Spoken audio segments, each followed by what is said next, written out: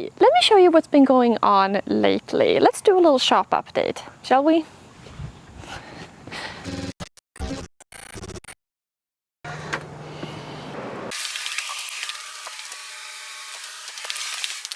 So first of all, hi, my name is Linn. This is the Darbin Orvar channel and this is the workshop. It's like as I walk around here and I look at this space and I notice, okay, there's a couple of different changes, but they all more or less relate to the same thing, which I've been working on now for a couple of weeks, but it's actually like almost coming up on a couple of months now.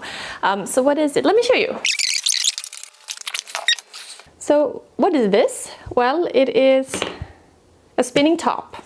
So it's like a classic kids toy, right? However, that's not really how I'm thinking about this. I have become kind of obsessed with these lately as a tool to kind of focus the mind. So one of the challenges here have been like, how do you create a top that can spin as long as possible? In terms of the design, the balance, the size, the type of wood, all of that. So that's been one of the big questions here. How to do that in a reasonable way. I mean, not in a crazy way, but like to create something where you could get a solid result for most of the time, as long as you get a decent spin going. So I look at this much more as an adult, like a desk toy, something that you keep next to, you're on your desk or wherever, and whenever your mind is a little bit unfocused, you take a spin. So when my kid was, I don't know, maybe 2 or something like this, I made a couple of these on the lathe, just like for a toy for him, right? However, they were not really that great, but every now and then we took them out and played with them and realized that, oh, this could be improved in quite a few ways. The balance wasn't quite right, much smaller. And recently, I was thinking that it would be kind of cool to take this concept and really try to perfect it or make it as good as possible, like increase the size, make it quite substantial. Like when you look at spinning tops online, they're quite small, and I like the idea of something larger.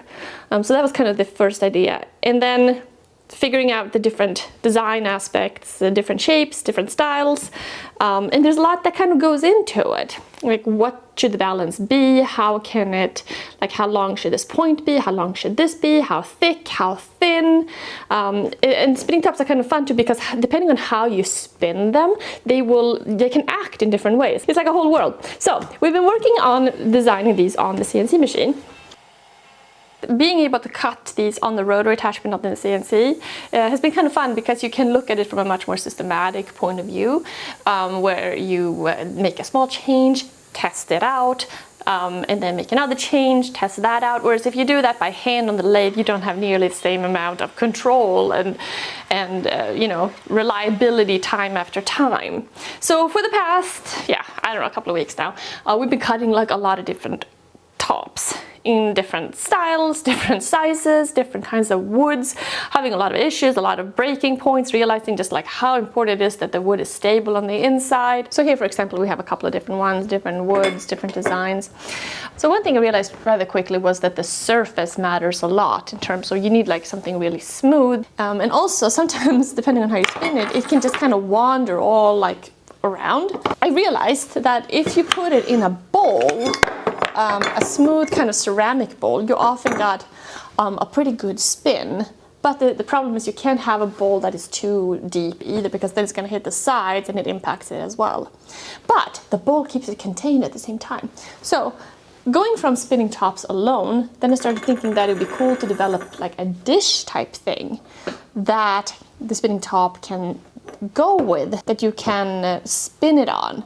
Now that kind of brought on a whole host of challenges as well, because most woods are kind of porous and soft, and if you kind of push down with one of these points, which can be fairly hard, you can create these divots rather quickly, and then the divots are no good in terms of having a top spin a long time. So, been kind of going into the concept of making dishes for the spinning tops, and currently doing a trial with putting different coats of polyurethane on them to see how smooth can you create a dish in order to make it smooth, spin as long as possible. So to design these tops, for the CNC now. I've been using Inspired by Vectric, which is the software I always use for the CNC, and it's really good for the rotary like part as well. It's definitely different to think about designing something round, because you kind of have to think about the round piece kind of wrapped up. Like if you imagine if you have a round paper towel, but then you have to like unwrap it, and that is what you're designing. You're designing something flat that is unwrapped. And one of my favorite parts about the software too is how you can model things. You can create little changes, and then you can see what it's going to look like before even cutting. And I was thinking this would be kind of a fun product to have in the shop, like a really custom thing that is really like designed for, yeah, for like focusing the mind, for working, for like relaxing, for playing, that kind of thing. Now, like the design here, you can see we have a couple of different options. Like on some of them here, I have some tape around it, because one of the things I realized is that the grip matters a lot, and it definitely gives you a different feel. This made me think that it'd be kind of cool to paint the tops, and I was kind of curious to see if you can get a better grip with a painted top, or painted, what do you call this thing, like a handle, which actually seemed to work pretty good. So now I'm kind of exploring the idea of dipping the tops in paint, or the very holding tops in paint. So I've been using the CNC, the rotor attachment on the CNC quite a bit. One thing though that I've realized doing this is that the rotor attachment is really great for a lot of things. One thing it doesn't do though is spin really fast. So at certain steps of the process, like if towards the end when you want to sand this thing, or you want to kind of work on the holding part, you can't really cut that very well on here where it becomes thinner because it breaks off. So I was realizing that I really kind of need to use a lathe for that. So got a new lathe here. This is a Grizzly benchtop lathe, and we built this stand for it. I rather like the idea of having storage underneath the lathe especially for lathe tools and stuff like that, because they take up so much room, you know, they're so long, lathe tools. And this I'm gonna make a video about. It's gonna be a project. And I'm still thinking about designing some sort of better holder on the inside for organizing the different tools. But it's kind of interesting to realize that the lathe or the rotary, like the CNC, is great for a lot of things when it comes to creating round things, but not all things. And then you really kind of need a traditional lathe for some parts. Now, the other tool that I've been kind of getting into and working on lately is this one right here. So a little while ago, I got this laser engraver, and before I never had a laser engraver, so I wasn't really sure if it was really worthwhile. Was it a good idea to get one for the workshop? And if you look at this thing, it's all open, right? I mean, some laser engravers come with these kind of enclosures, whereas this one did not. So one of the problems with this became quite smoky in here. And if you were just kind of engraving something small, like a little logo or something, it wasn't a big deal. But if you're actually cutting through material, I mean, way too smoky to comfortably be in here. So one of the things that we realized that we need to vent the smoke out in some way, or else, it's kind of unusable. So this is kind of what we've been working on lately. And this has been working pretty good. Actually, let me show you kind of from this direction here. Initially, I was thinking about getting one of these inline blowers and set something up, but then I realized I had an extra dust collector that I wasn't using. So I was thinking that is much better because that is stronger. I mean, that's more powerful. And one thing I was thinking is filtering the smoke through like an air filter, like for the dust collection. But the thing is, try that, and there's so many fine particles in the smoke. So even if you filter it through, it's still not that great. So I was thinking the best thing is just to throw that air outside. That way you just get it out of here, and there's no point in messing around with filtering it and like keeping it in house. So now we have the dust collection set up here with a vent, and it just kind of filters out, or throws it out. And we have these hoses and a rather DIY solution here, which actually works quite great. Let me show you. This is not meant to be like a forever solution, but for right now, this is working quite well. So first of all, we got some wood around the edges here. This is just loose pieces that is blocking airflow out, because otherwise it just comes right out. I got a T-track right here with one of these holders here, and then we got the hose, and we got plastic. So just like kind of added just a bunch of plastic to this, added more tape, and created almost like a little tent over this thing. Now I was debating at first, okay, would it be a good idea to create kind of a large enclosure? But if you do that, I mean, first of all, it needs to be rather massive for the situation. You really kind of have to build like a table for it. And then what do you use? Like plexiglass or plywood or something like that. It would just be really large. So I didn't really like the idea of that. Whereas this, I mean, you can actually kind of see what's going on, and its plastic is light and easy to move around. And you know, as a testing concept, this works quite well. Now, the other thing that I did to kind of make this more functional is I picked up one of these honeycomb boards. Before I just had a piece of metal, and then I put whatever wood on top of the metal and cut it. If you have been playing around with laser engravers, you realize that when you cut the wood, it kind of creates this, I don't know if it's a resin or something that comes off, but the wood can kind of warp, and if it moves, that is no good when you are working. So this system here worked quite well because it came with this like little clamps. You can put these in place. So it's held in place and it's not moving. When I was first getting into the laser engraver, I was thinking, oh wow, this is so cool. You don't need to clamp down the material, like as opposed to the CNC machine that like there's a lot of movement, and in that sense you don't need to clamp it down. I mean, it's not like a bit is gonna go through it. However, wood can kind of warp and move, and if you want a crisp cut, you definitely want to clamp or secure your material down. So that's one thing I realized. So having these kind of little attachments and this honeycomb thing has really worked out. So being able to kind of capture and throw the smoke outside has like made this tool like much more functional. It's kind of funny. Sometimes if Matt's in here working on cutting something and I'm in the backyard, and suddenly I was like, I smell smoke, what's going on? And it's just the smoke that's being funneled outside. So it's just like smoky out there, which is fine. I mean, it's not 100% effective. If you do a lot of cutting, there is like a slight smoky smell in here, but nowhere near where it was before, where it was just like super smoky inside the house. Or inside here, you had to open the doors and you had to get the fans going like on the high, and it was really unusable. But now this has worked out really great. So good improvement. So what have you been cutting on here?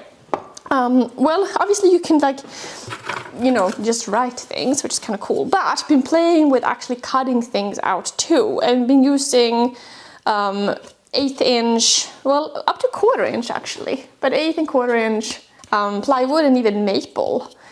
But one of the reasons why I was thinking that it'd be kind of cool to get this going actually relates to the spinning tops as well.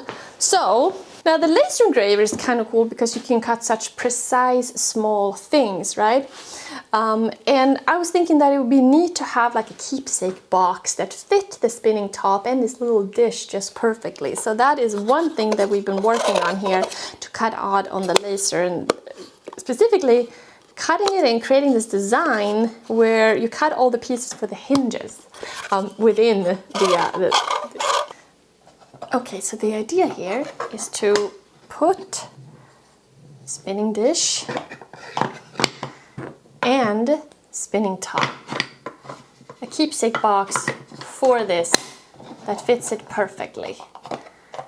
So this right here is the first prototype. Now a couple of issues right here, or issues, but see, it's not straight. The way you can see, we got box joints here, right? So we got 2 here, but there's a whole bunch here. And one thing I realized is that if you create a lot of intricacies, like this is a lot of joinery, not really necessary for this box. This takes a lot longer to cut than this. I mean, that makes sense, right? So I want to design, alter this a bit so that there are just as many, there's just 2 here, so they just need to be 2 here as well. The other thing you can kind of see here visually are the way these hinges are created. So here is that lid part. And then you can see here we have these little parts of the hinges. And these are square, so this gets glued on there, right? So that's set. And then the side here fits perfectly on there. Of course, this is not glued on because this needs to be able to swing. So, but that is how that is connected. Of course, you don't want to lose these. These are kind of tiny. I think this turned out pretty cool. Let me show you some other stuff that I've been kind of cutting on there. So my kid, he is 5 now, going on 6 soon, and we homeschool him. So one of the things that I cut out here are these various geometric kind of proofs to kind of give a visual aid to like different geometry concepts. Okay, so yeah, here is a 1/4 inch hard maple. So that actually cut really well.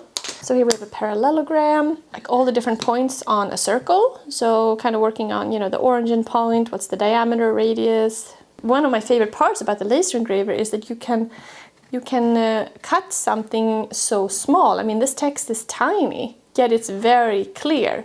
I mean, that's something that would be hard to do on the CNC in the same way and get it as small and as clear. So yeah, a little circle.